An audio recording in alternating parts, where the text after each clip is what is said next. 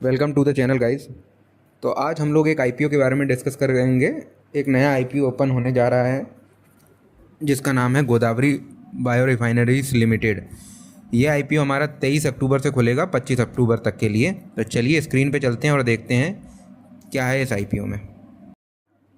तो ये हम लोग आ गए हमारे नॉर्मल स्क्रीन पे। तो चलिए देख लेते हैं गोदावरी बायो रिफाइनरीज आईपीओ को। तो इसका आईपीओ का ओपन डेट है वो है 23 अक्टूबर का और आईपीओ क्लोज होगा 25 अक्टूबर को। इसका फेस वैल्यू है 10 का और प्राइस बैंड रखा गया है 334 से 352 रुपये का। एक लॉट में मिलेंगे आपको 42 शेयर्स और जो इशू साइज़ है वो है 554.75 करोड़ का। इसमें फ्रेश इशू है जो कि कंपनी के पास पैसा जाएगा वो है 325 करोड़ का। ऑफर फॉर सेल जो कि प्रमोटर के पास पैसा जाएगा वो है 229.75 करोड़ का। आईपीओ एनएसई बीएसई दोनों पर लिस्ट होगा। अब देख लेते हैं इंपॉर्टेंट डेट्स को। आईपीओ ओपन होगा वेडनेसडे के दिन और क्लोज होगा फ्राइडे के दिन 23 और 25 अक्टूबर को। और इसका जो अलॉटमेंट हमें पता चलेगा वो हमें पता चलेगा मंडे के दिन 28 अक्टूबर को। और जो जिनको अलॉटमेंट नहीं मिलता है उनका फंड रिफंड आएगा 29 अक्टूबर को। और शेयर जो हैं वो आपके डीमेट अकाउंट में अगर आपको मिलता है तो क्रेडिट होंगे 29 अक्टूबर को। लिस्टिंग होगी 30 अक्टूबर को। तो चलिए इसमें जो QIB को ऑफर दिया गया है शेयर वो है 50% का, रिटेल कैटेगरी में 35% का, HNI कैटेगरी में 15% का। अगर आप रिटेल कैटेगरी में एक लॉट के लिए लगाते हैं तो आपको मिलेंगे 42 शेयर्स। मैक्सिमम अगर ओवर सब्सक्राइब होता है तो कोई मतलब नहीं रहता, पर मैं फिर भी बता देता हूँ। मैक्सिमम जो रिटेल कैटेगरी में आप लगा सकते हैं 2 लाख से नीचे वाला, वो आप 13 लॉट्स के लिए लगा सकते हैं जिसके अगेंस्ट में आपको मिलेंगे 546 शेयर्स। स्मॉल HNI में आप लगाते हैं 14 लॉट्स के लिए तो आपको मिलेंगे 588 शेयर्स। स्मॉल HNI मैक्सिमम में आप लगाते हैं 10 लाख से नीचे का एप्लीकेशन तो आपको मिलेंगे 67 लॉट्स के लिए लगाना पड़ेगा एप्लीकेशन। उसके अगेंस्ट में आपको शेयर मिलेंगे 2814। और HNI बिग में आपको लगाना पड़ेगा 68 लॉट्स के लिए 10 लाख से ऊपर का एप्लीकेशन जिसके अगेंस्ट में शेयर है 2856। अगर ये जो आईपीओ है वो ओवर सब्सक्राइब होता है तो आपको सिर्फ 14 लॉट्स ही मिलेंगे जिसके अगेंस्ट में शेयर है 588, है ना। ऐसा नहीं होगा कि जैसे बिग लगाया है तो आपको पूरे 10 लाख के शेयर मिल जाएंगे, वैसा नहीं होता ओवर सब्सक्राइब आईपीओ में। और जो कंपनी का शेयर होल्डिंग बचेगा आईपीओ के बाद वो बचेगा 63.31, मतलब अराउंड 20% के आसपास जो है अपना माल बेच रहे हैं प्रमोटर। तो हम कंपनी के बारे में जान लेते हैं। तो कंपनी 1965 में बनी हुई है।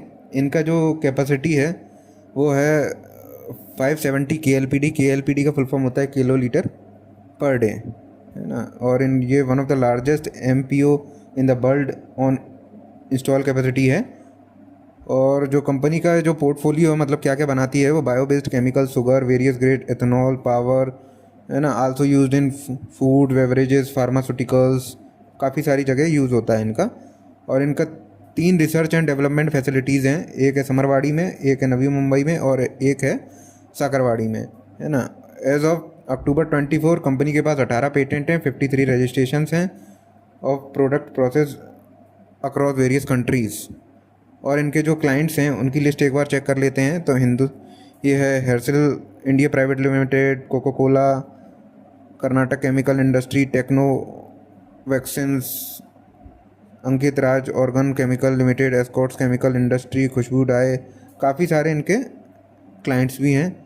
और कंपनी कहाँ कहाँ सप्लाई करता है वो देखेंगे तो काफ़ी लंबा लिस्ट है। Australia, China, United, Indonesia, UAE, काफ़ी बाहर भी मतलब सप्लाई है इनका। और इनका जो मैन्युफैक्चरिंग यूनिट है वो 2 हैं, एक है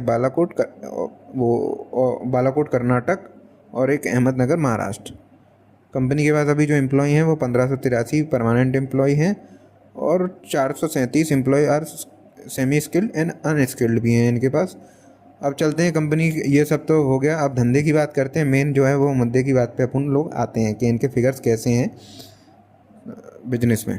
तो इनके पास जो है असेट्स देखें अपन तो असेट्स तो बढ़ रहा है। मार्च में तो बड़ा ही हुआ है, मतलब अराउंड 2000 करोड़ का है। ये पूरे फिगर्स करोड़ में है ना। रेवेन्यू की बात करें तो रेवेन्यू भी 2022 से 23 में तो जंप हुआ है, 17 से 2000 तक आया है, फिर यहाँ ड्रॉप हुआ है फिर 1700। और इस साल भी थोड़ा अभी एक क्वार्टर की बात करें तो अभी 500 है, तो ठीक है, ये उस हिसाब से ठीक चल रहा है। पर यहाँ पे ये देखने वाली बात जो है वो प्रॉफिट आफ्टर टैक्स में है।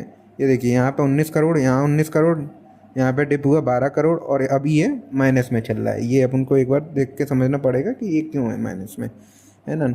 और सरप्लस कैश की बात करें तो इनके पास जो है वो सरप्लस भी है अच्छा खासा, 432 करोड़ का अभी कंपनी के पास रिजर्व है। और टोटल बोरोइंग जो है वो सरप्लस से ज़्यादा है और अराउंड डबल के आसपास है, वो है 703 करोड़। ये थोड़ा सा चिंता वाला विषय है कि कंपनी पर, ये पुराना कंपनी है फिर भी इनके पास काफ़ी ज़्यादा बोरोइंग्स हैं। एक बार अपन जीएमपी पे नज़र डाल लेते हैं, जीएमपी का क्या हाल है। तो जीएमपी में अभी ट्रेड होना चालू ही नहीं हुआ है, ज़ीरो जीएमपी दिखा रहा है इसका। तो ये अपन को देखना पड़ेगा इस आईपीओ में अप्लाई करना है या नहीं करना है। एक बार देख लेते हैं, क्यूआईबी का सब्सक्रिप्शन आएगा डे 3 पे, तब अपन देख के एक बार डिसीजन लेंगे। पर्सनली मेरा तो इसके फिगर देखने के बाद थोड़ा सा मन नहीं हो रहा है कि इस आईपीओ में अप्लाई किया जाए, क्योंकि जो प्रॉफिट आफ्टर टैक्स है वो भी माइनस में चला गया है और जो नेट बोरोइंग है वो भी काफ़ी ज़्यादा है रिज़र्व के अगेंस्ट में। तो थोड़ा सा डाउटफुल है। आप लोग कमेंट करके बताइएगा आप लोग अप्लाई करेंगे या नहीं करेंगे। Thanks for watching guys, that's all for today. Please like subscribe to my YouTube channel.